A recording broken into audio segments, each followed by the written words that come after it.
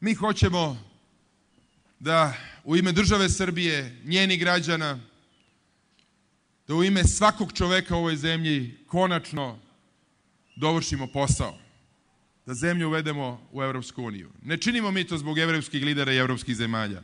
Mi to činimo isključivo zbog građana Srbije i naših državnih interesa. Poruka našim oponentima koji kažu vi učlanjenjem u Evropsku uniju hoćete da izdate Srbiju. Gospodo, to nema veze s logikom. To nije ni vaše uverenje. To nema veze sa zdravom pameću.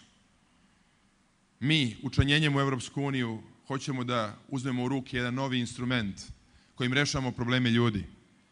Mi učlanjenjem u Evropsku uniju hoćemo da osnažimo našu ekonomiju, jer nema dostojanstvene zemlje i ponosite zemlje bez snažne ekonomije.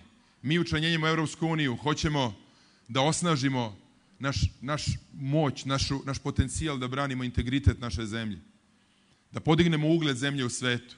Nama Evropska unija služi kao sredstvo da sve to ostvarimo.